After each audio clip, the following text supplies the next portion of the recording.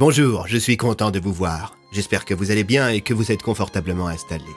J'espère aussi que vous avez apprécié l'épisode précédent et que vous apprécierez tout autant celui-ci. Ouvrez les oreilles, fermez les yeux, nous partons ensemble pour Pic au vent. Mes amis, soyez les bienvenus dans le 9e chapitre de ce Super Flame Story.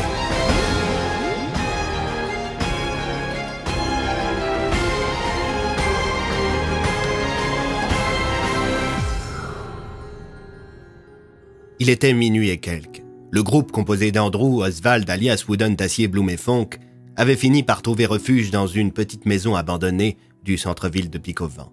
Le lieutenant Fonk avait repéré l'édifice, remarquant que la boîte aux lettres débordait de courriers, ce qui lui avait fait supposer, à raison, que le ou les propriétaires n'étaient plus là depuis longtemps. C'est le lieutenant-colonel Wooden qui avait pris l'initiative de défoncer la porte, d'autant plus qu'un groupe de prisonniers semblait avoir pris ses quartiers non loin d'ici. Alors que l'inspecteur Bloom préparait un petit repas en faisant les fonds de placard, Alias et Bennett fouillaient la maison. Tandis que le chef de la division Plume d'Argent était à l'étage, Andrew, quant à lui, fut attiré par une lumière qui émergeait de la porte conduisant au sous-sol. Il pénétra les lieux, descendit les escaliers en colimaçon et se rendit compte que le propriétaire de la maison ne l'avait en fait jamais quitté. Face à lui se trouvait le cadavre d'un homme qui s'était tiré une balle dans la tête. Il portait des bottes et une veste chaude. Andrew appela ses camarades. Bientôt, tous se précipitèrent à la cave. « Nom de Dieu !» s'exclama l'inspecteur Bloom. « Ce gars-là, c'est le mec qui m'a tiré dessus !» Le commissaire Tassier fouilla dans les poches de la veste de l'homme sans vie et en sortit un portefeuille. « Il a une carte de la police de Pic au vent. Lieutenant Timothy Wallace. »« Pourquoi un flic s'en serait pris à l'inspecteur Bloom ?» demanda le lieutenant Fonk. « Eh, Andrew, c'est peut-être lié à ce que nous ont raconté les deux jumeaux qui ont explosé. » Si on part de ce principe, cela voudrait dire que ce lieutenant Wallace avait une relation particulière avec Nicolas Boglov, déclara l'homme à l'étrange porte. Et maintenant qu'on sait qu'il s'agit d'un flic, reprit Alias, on peut supposer que c'est lui le mec de la vidéosurveillance de l'hôpital. Ça se tient, répondit le lieutenant-colonel Wooden. Mais qu'est-ce que ce gars est allé foutre à Marmottin? Ça m'étonnerait que son seul but ait été de coller une balle à Bloom. Pas faux, sinon il ne se serait pas embêté à tirer dans le ventre de l'inspecteur. Il aurait visé la tête. Donc cet homme ne voulait pas spécialement me tuer, déclara Bloom. De toute manière, comme je vous l'ai raconté à l'hosto, notre rencontre était plutôt fortuite. Il n'a jamais planifié de me rencontrer. Soudain, les réflexions furent interrompues par des gargouillis d'Oswald. Le vieux bougre, recroquevillé dans un coin de la cave et toujours accompagné de son curieux bâton, semblait avoir très faim. « Tu veux manger, Oswald ?» demanda Rico en sautillant dans la direction du vieil homme. Le vieux se contenta de hocher la tête positivement. « Bon, » reprit l'inspecteur Bloom, « j'ai fait cuire des conserves de raviolis. Je vous propose de continuer à réfléchir à tout ça en les mangeant. »« Bonne idée, » déclara Andrew. « Je dois avouer que moi aussi je commence à pas mal ressentir la faim. » Pendant ce temps, à Marmottin, alors que l'horloge de l'église affichait 2h40 du matin, on s'affairait autour de l'hélicoptère de la DPA qui allait transporter l'équipe du colonel Hartman.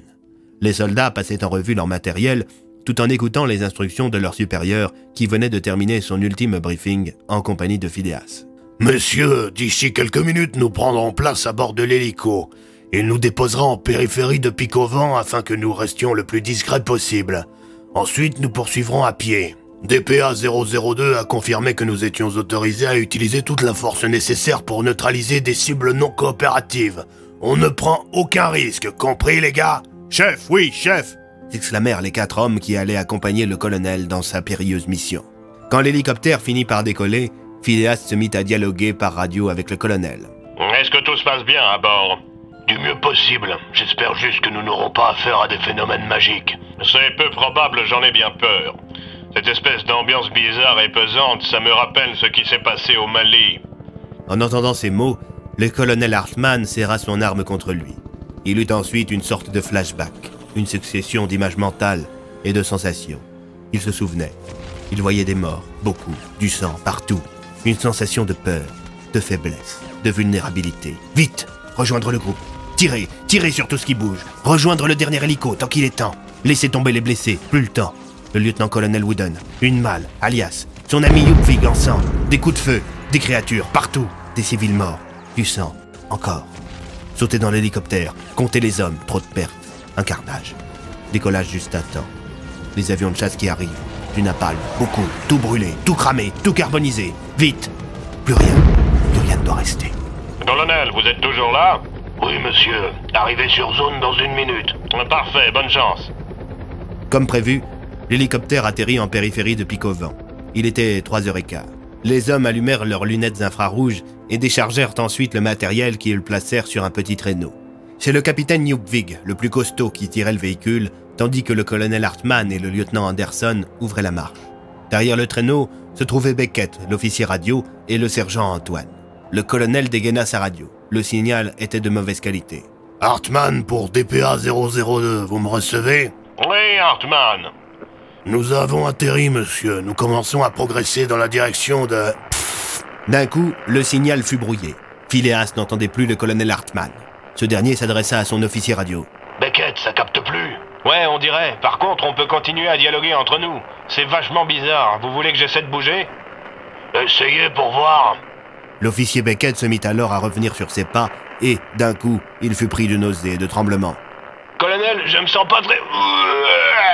L'officier radio se mit à vomir du sang. « Nom de Dieu !» s'exclama le colonel. « Beckett, ne faites plus un pas !»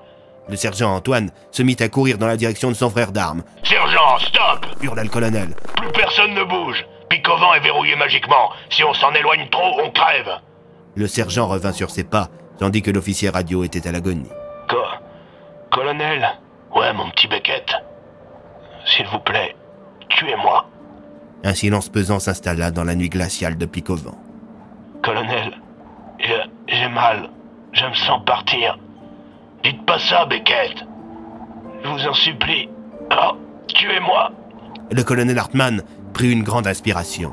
Il regarda ces hommes qui effectuèrent des hochements de tête, puis il orienta la pointe de son FAMAS dans la direction de son officier radio. Il réfléchit ensuite quelques secondes, mais il n'eut pas besoin de presser la détente.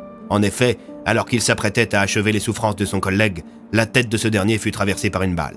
D'un coup, des détonations se firent entendre tout autour des soldats de la DPA. S'ensuivit un déluge de balles. « À terre !» s'exclama le colonel, tandis que ses hommes passaient leurs armes en mode rafale.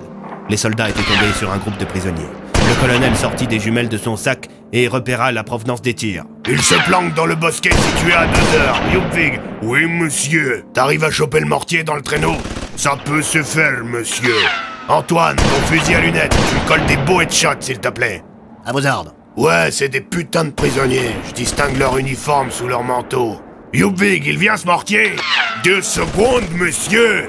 Yupvig. Da. Feu. » « Manqué, recommence !» hurla le colonel. « Prêt. Feu !»« Dans le mille !» s'exclama le colonel, tandis que la lumière de l'explosion éclairait l'obscurité. « Allez, messieurs, on bouge. Go, go, go ! Laissez le traîneau là, on nettoie la zone d'abord. Antoine, tu nous couvres. » Le colonel, Yupvig et Anderson se mirent à courir dans la direction du bosquet, tout en arrosant la zone avec leurs FAMAS.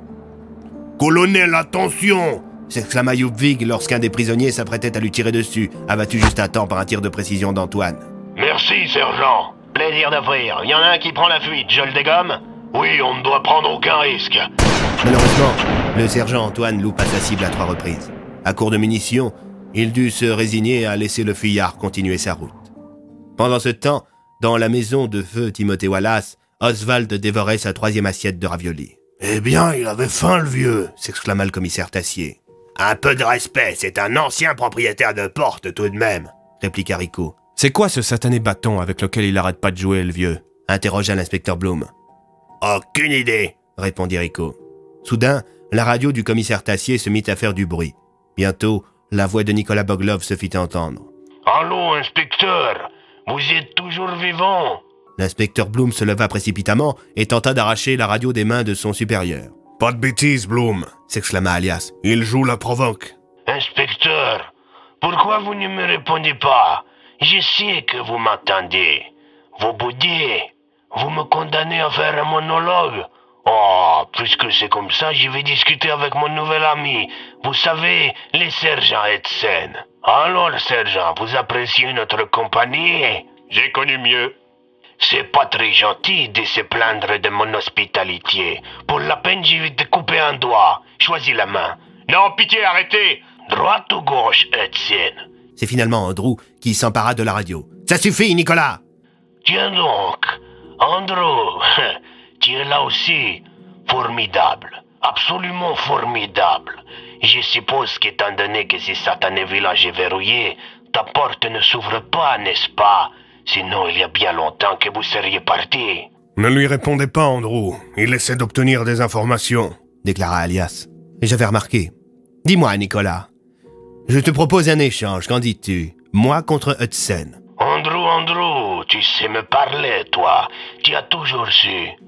Je veux bien, mais j'ai des trucs à faire dans les prochains jours. Voyons voir. Nous sommes le 9 décembre. Faisons l'échange le 12. Je vous recontacte. Bonne nuit. Attends, Nicolas, pourquoi on doit attendre 3 jours?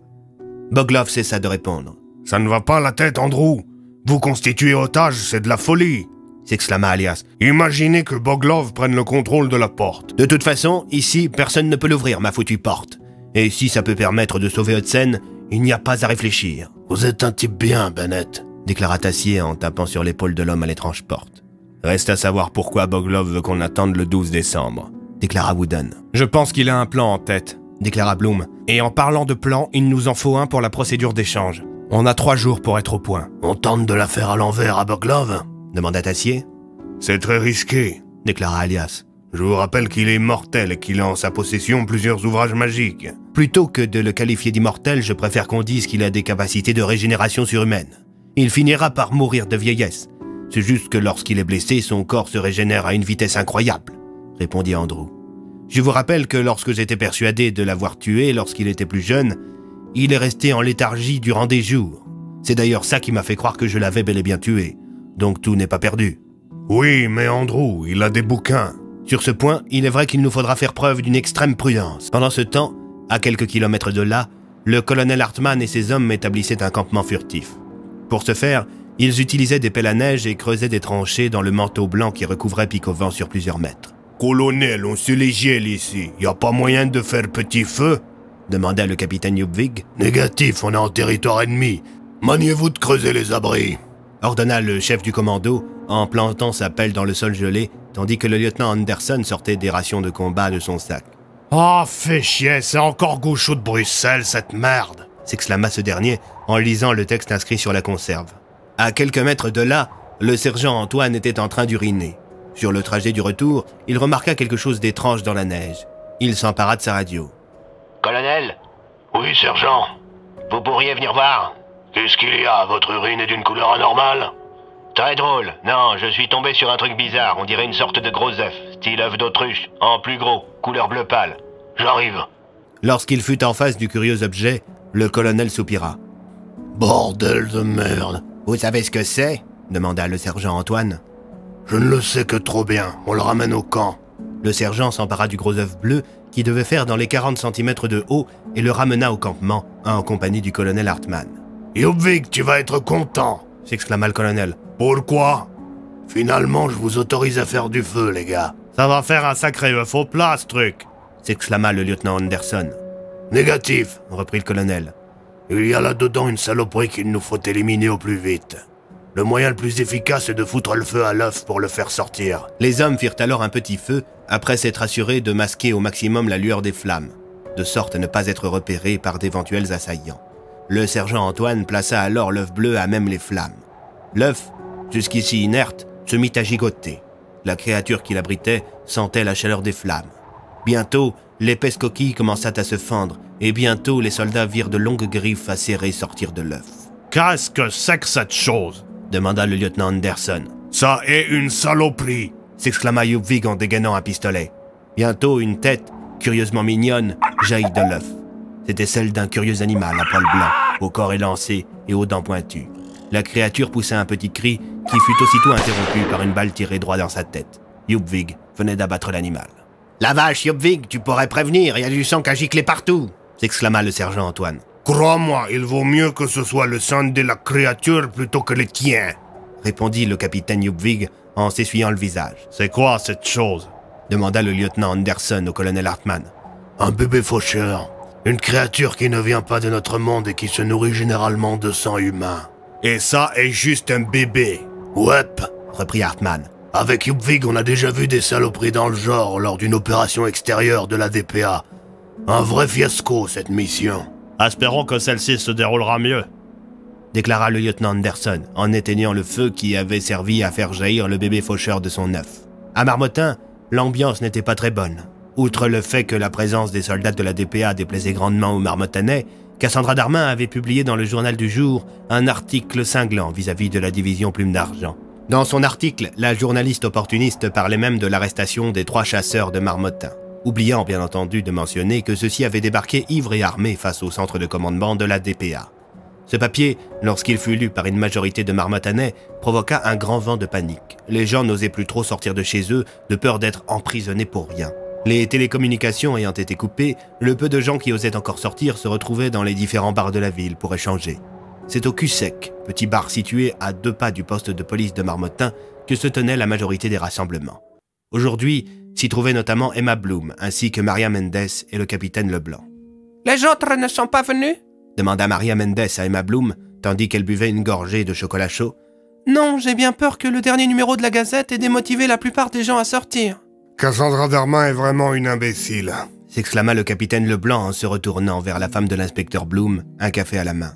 « Pourquoi vous dites ça ?» Elle passe ses journées à écrire des mensonges, elle verse dans le sensationnalisme, omet certains détails et en grossit d'autres. Elle veut que ça pète, je sais pas pourquoi. « Mais comment savoir qui nous devons croire ? Du jour au lendemain, on se retrouve envahi par des forces militaires. Internet et les téléphones sont coupés, et on nous demande de ne pas faire de vagues et que c'est pour notre bien. Mais pour l'instant, il faut se rendre à l'évidence. Tout le monde le vit mal et ça n'améliore pas la situation. » Écoutez, reprit le capitaine. Je ne devrais pas vous le dire normalement, mais tôt ce matin, un commando de la DPA est parti pour Picovan afin de récupérer tout le monde. « Ah, c'était ça le bruit d'hélico qui m'a réveillé vers 3 heures du matin !» s'exclama Ginette, la vieille tenancière de l'établissement. Sans doute, reprit le capitaine. Bon, c'est pas tout, mais il faut que j'aille sortir les 3 autres gus de cellule. Leur garde à vue prend fin bientôt. On les a laissés dessoulés, je leur ai passé un savon et leurs armes sont confisquées. J'espère que ça suffira. « Vinzier, Pavot et Gustin, le trio infernal !» s'exclama la propriétaire tandis que Maria se dirigeait vers les toilettes. « Je leur dois la moitié de mon chiffre d'affaires. » Ouais, je les libère aussi pour ça, plaisanta le capitaine Leblanc. Ça me ferait quand même chier que tu coules. Appelle-moi s'il commence à s'épandre en invectives débiles contre la DPA. Ça ne mènerait qu'à plus de conflits et j'ai franchement autre chose à foutre. Excellente idée, capitaine, s'exclama Phileas en passant le pas de la porte. Il avait entendu la fin de la discussion. « Tiens donc, monsieur l'occupant !» s'exclama la vieille en découvrant l'homme en costume. Croyez-moi, sur le papier, le protocole Centurion peut être beaucoup moins soft, déclara DPA 002. Vous savez, je ne vous demande pas de m'aimer, je vous demande juste un petit café avec de sucre. Ginette servit Phileas, qui avala son café d'une traite avant de se diriger vers la sortie, quand, tout à coup, il fut pris d'une violente douleur dans la poitrine. D'un coup, il s'effondra au sol, inanimé. « Bordel de merde !» s'exclama le capitaine Leblanc en se précipitant vers la victime. « Qu'est-ce qui s'est passé ?» demanda Maria Mendes en revenant des toilettes. « Il a bu son café et il s'est effondré au sol !» s'exclama Emma Bloom. Le capitaine fixa Ginette avec un regard suspicieux. « Je vous jure que je n'y suis pour rien !»« Son pouls est très irrégulier !» s'exclama Maria. « Il faut l'envoyer à l'hôpital immédiatement !» Le capitaine Leblanc fit venir une ambulance. Maria embarqua avec la victime et commença à briefer les secours tandis que le capitaine demandait à la propriétaire du bar de le suivre au poste.